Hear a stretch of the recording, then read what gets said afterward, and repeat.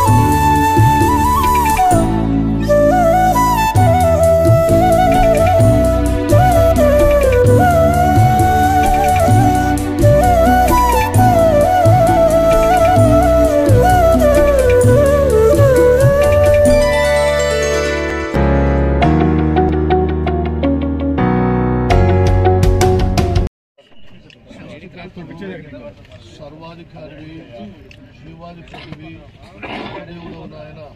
ఆకాశమే సింహాసనం, ఈ భూమి మీ పాదపీఠము. ఆకాశ మహాకాశములు పట్టదాలన దేవుడు ప్రభువా. జగత్తుకు పునాది వేయబడక మునిపే మీ ఉద్దేశాలు, మీ ఆలోచనలు, మీ తలంపులు, మీ ప్రణాళికలు, మీ నిర్ణయాలు బట్టి వందనాలు చెల్లిస్తున్నాం. మీ సేవకులంగా మేము అందరము దొడ్ల వారి వంశాన్ని బట్టి నాయన, వారి వంశములను ప్రతి కుటుంబాన్ని బట్టి తండ్రి మీకు స్తోత్రాలు చెల్లిస్తున్నాం. ఆయన ప్రత్యేకంగా దొడ్ల వెంకటేష్ గౌడ్ అయ్య గారిని అయ్యా తండ్రి, వారి నాయన భార్యను బట్టి, అయ్యా కుమారుడు కుమార్తె నాయన బిడ్డలను బట్టి వందన సమర్పణ చేయించున్నాం. ఈ ప్రాంతంలో అనేకులకు సమాజానికి సేవ చేయడానికి నాయన ఈ కుటుంబాన్ని మీరు ఎన్నుకున్నారు, లేవనెత్తారు. మీకే మహిమ కలుగునుగాక. ఈ దినాన తండ్రి రాము నాయన రామకృష్ణ గౌడ్ గారు హ్యాపీ బర్త్డేని బట్టి మీకు స్తోత్రాలు. గత కాలమంతయు, గడిచిన సంవత్సరం అంతయు నాయన మరి ప్రభు ప్రతి పగలు రాత్రి కంటిరెప్పు వలె కాపాడినారు.